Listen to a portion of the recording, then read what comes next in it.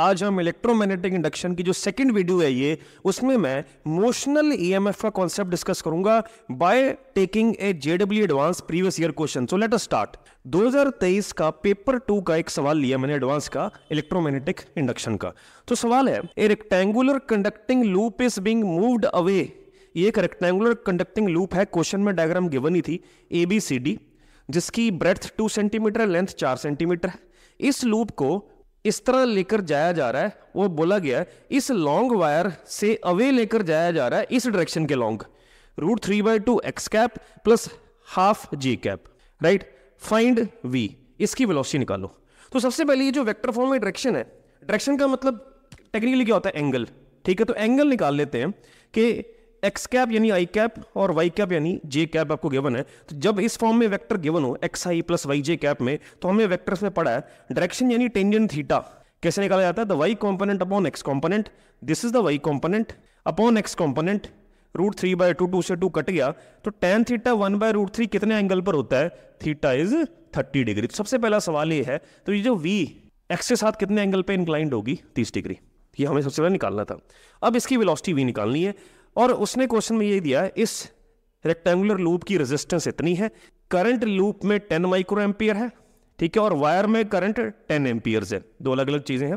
तो ऑब्वियसली हमें एक कॉन्सेप्ट पता ही है कि जब एक कंडक्टर को मैग्नेटिक फील्ड में मूव करवाएंगे तो ऑब्वियसली मोशनल ईएमएफ, कंडक्टर के मोशन के कारण उसमें ईएमएफ इंड्यूस होता है। तो ये भी मूव कर रही है, तो डेफिनेटली यहाँ पे ये क्लोज फिगर भी है, तो इसमें ईएमएफ तो इंड्यूस होगा ही होगा, और अगर बंद फिगर है तो करंट भी फ्लो करेगा, राइट। तो करंट फ्लो कर ही रहा है, राइट। तो अब ये इसको हम, क्योंकि जो हमने मोशनल ईएमएफ का कॉन्सेप्ट पढ़ा था वो तो हमें एक रॉड के लिए पढ़ा था, पतली रॉड के लिए। तो इस लूप को हम क्यों ना, जो ट्रिक है, चार रॉड्स की तरह ट्रीट करके किया जाए, राइट। तो this loop can be considered to be made up of 4 rods AB, BC, CD, DA। तो अलग अलग हम मोशनल ईएमएफ निकालेंगे, फिर उसका रिजल्टेंट निकालेंगे, राइट। तो यानी जो नेट करंट फ्लो कर रहा है इतना, तो नेट करंट ओम्स लॉ से क्या होगा, जितना इसमें नेट ईएमएफ होगा, जितनी भी बैटरीज लगेंगी, अपॉन जितनी इसकी नेट रेजिस्टेंस होगी। रेजिस्टेंस गिवन है, तो केवल हमारा काम होगा हर रॉड पे जो बैटरी लग रही है, यानी जो डीसी बैटरी, उसका ईएमएफ निकालना है, इसका। तो अगर ये 4 बैटरीज लगेंगी, यहाँ पर देखेंगे लगेंगी कि नहीं, यहाँ, तो उन चारों का नेट ईएमएफ कितना होता है वो निकालना हमें। पहले तो करंट आ जाएगा, तो करना क्या, फर्स्ट ऑफ ऑल AB की बात करते हैं, AB, राइट। तो वायर की फील्ड जो AB के हर पॉइंट पर अलग अलग वेरी कर रही होगी, तो हमें देखा जाए तो कहीं ना कहीं फिर से इंटीग्रेशन निकालनी पड़ेगी, लेकिन हम थोड़ा सा दिमाग लगाएंगे। हम केवल पहले बैटरी लगा के देखते हैं कि बैटरी इसमें कैसे लगेगी। उसके लिए V को कंपोनेंट में स्प्लिट करते हैं, ये आ गया V cos 30 और इधर आ गया V sin 30। तो हमें एक कॉन्सेप्ट पड़ा हुआ है कि जब हम B × L × V लगाते हैं तो हमें याद रखना है लेंथ और वेलोसिटी परपेंडिकुलर होने चाहिए आपस में। तो लेंथ के साथ वेलोसिटी का वो कंपोनेंट लेना है जो उसके साथ 90 डिग्री का एंगल बना रहा है। तो अब खुद बता दीजिए, जब मैं AB की बात कर रहा हूं तो क्या V sin थीटा मैटर कर रहा है ना, ये तो इसके पैरेलल या एंटी पैरेलल है, तो V cos 30 मैटर कर रहा है। तो AB के लिए वेलोसिटी हमारे लिए आ गई V cos 30, और वायर की फील्ड इस प्लेन के बाहर आएगी अंदर आएगी, देखते हैं राइट हैंड थंब रूल से। आई 4 उंगलियां मेरी बाहर की तरफ आ रही हैं, तो वायर की फील्ड हर जगह हर हिस्से पे बाहर की तरफ है। तो जब हम इसमें बैटरी लगा के देखेंगे तो बैटरी लगाने का कॉन्सेप्ट याद रखना, हमेशा हम QV × B से बैटरी लगाते हैं। QV × B क्यों, समझ लीजिए 1 मिनट में। ये रॉड अगर इधर मूव कर रही है तो इसके अंदर हर एक चार्ज पार्टिकल, अगर मैं पॉजिटिव मानूं Q, उसमें जितने Q हो उतने -Q है, तो पॉजिटिव की बात करता हूं, तो वो Q भी इधर ही जा रहा है। तो उस एक चार्ज पर जो राइट हैंड थंब रूल या फ्लेमिंग्स लेफ्ट हैंड रूल से जो फोर्स की डायरेक्शन आएगी वो कैसे आएगी, V × B। B बाहर की तरफ है, V × B नीचे की तरफ, यानी सारे पॉजिटिव चार्ज नीचे की तरफ जाएंगे। तो नीचे की तरफ तभी जाएंगे जब बैटरी का पॉजिटिव टर्मिनल नीचे वाली साइड के तरफ लगे, राइट, तभी जाएंगे। तो ये ईएमएफ इंड्यूस हो गया जो करंट नीचे भेजेगा, ठीक है। तो ऐसी मैं इसके सामने जो CD है उसकी बात करता हूं, ये तो इसके लिए भी जो वेलोसिटी मैटर करेगी वो V cos 30 करेगी DC। तो डायरेक्शन सेम, सब कुछ सेम, तो इसमें भी उसी लॉजिक से बैटरी ऐसे लग जाएगी, राइट। तो ये आ गई जी EAB, ये आ गई जी ECD। अब ध्यान से देखिए, जब इसमें हम EAB का मैग्नीट्यूड निकालेंगे कैसे लगाएंगे आप, BLV लगाएंगे, B L जो इसकी लेंथ होगी AB की, V क्या होगा, V cos 30। ऐसी जब ECD की बात की जाएगी, B दोनों के लिए सेम होगा, लेंथ दोनों की सेम ही है, अगेन V cos 30, तो ये तो दोनों सेम ही आंसर देंगी। तो हम कह सकते हैं EAB is equal to ECD is equal to E। Let this be first equation. इसी तरह से जब मैं BC और AD की बात करूंगा वहां थोड़ा सा काम डिफरेंट होगा।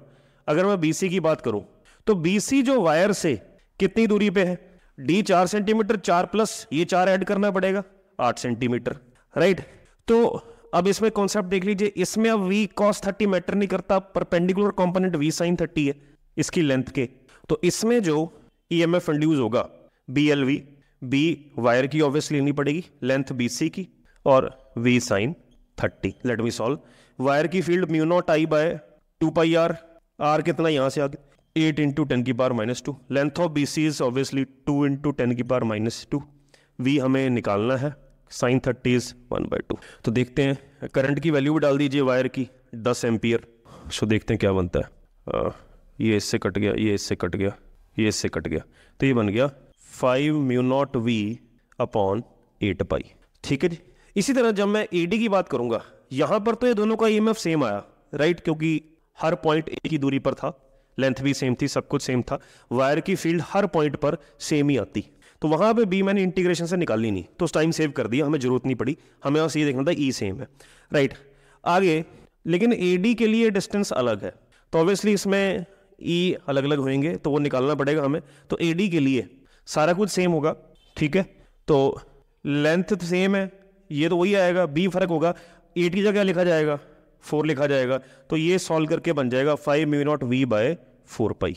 ठीक है, तो अब डायरेक्शंस वैसे ही V क्रॉस B से, V क्रॉस B इस तरफ, यानी सारे पॉजिटिव चार्ज राइट की तरफ भागेंगे, तो ये पॉजिटिव डंडा राइट की तरफ सपोर्ट होना चाहिए। इसी तरह अगर मैं AD की बात करूं तो मैं यहाँ पर फिगर बना देता हूँ, लेट मी रब दी बोर्ड, तो मैं पूरी फिगर में बता देता हूँ। ये थी फिगर, तो ये था AB में EMF लगा है ऐसे, CD, BC में EMF लगा ऐसे, और CD में EMF लगा ऐसे, ये और ये सेम थे, हमने प्रूव कर दिया। ये मान लीजिए E1, और इसमें भी EMF लगेगा ऐसे ही सेम लॉजिक से। तो अब जो करंट फ्लो करेगा, किसी से भी स्टार्ट कर लो, मान लो इधर से, इसके पॉजिटिव से जाएगा, इसके पॉजिटिव से जाएगा, इसके नेगेटिव से जाएगा, इसके नेगेटिव से जाएगा। तो अगर मैं इसकी बात करूं, क्योंकि इसके पॉजिटिव से इसके नेगेटिव से जा रहा है, ये सेम है, तो ये लेने की जरूरत नहीं है, ये खत गेम से बाहर हो गए।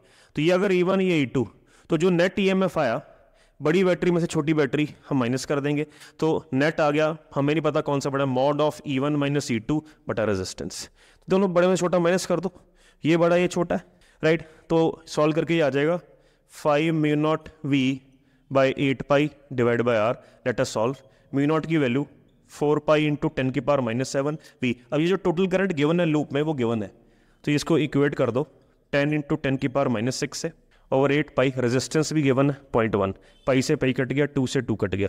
ठीक है जी, ये आपका इधर आके ये 10 हो गया, 10 से 10 कट गया, तो जो V सॉल्व करके आया 2 डिवाइड बाई 5 इंटू 10 की पावर -7 इंटू 10 की पावर -6, ये ऊपर आके 10 हो गया, 10 हो गया, 2 उससे कट गया, 4 मीटर पर second is the answer. I hope it is clear. तो एक अच्छा सवाल था, तो मैं कहने की कोशिश कर रहा था, जब ऐसे रेक्टेंगुलर या लूप के सवाल आए और आपको लगे कि मोशनल EMF का लूप मोशन में है, तो आप उस लूप को इंडिविजुअल रॉड्स की तरह कंसिडर कीजिए, और जैसे जैसे मैंने बताया आपको QV क्रॉस B से आप बैटरी की डायरेक्शन मार्क करने की कोशिश कीजिए, जिस तरफ सारे के सारे पॉजिटिव चार्ज भाग जाएंगे उसी तरफ पॉजिटिव वाला डंडा लगा दीजिए बस, राइट। फिर क्योंकि हर चारों बैटरीज तो लग गई, करंट बंद फिगर बंदी, करंट तो फ्लो करेगा, कहीं से भी स्टार्ट कर दे, राइट। तो बस चेक करना है किसके पॉजिटिव से निकल रहा है और किसके नेगेटिव से निकल रहा है, राइट। इन दोनों की जरूरत नहीं पड़ी, क्योंकि इन दोनों में EMF सेम ही था, तो कैंसिल ही हो जाना था, तो E1 E2 ही हमारा नेट बनता। अगली वीडियो में एक और शानदार कॉन्सेप्ट लेकर आऊंगा। धन्यवाद।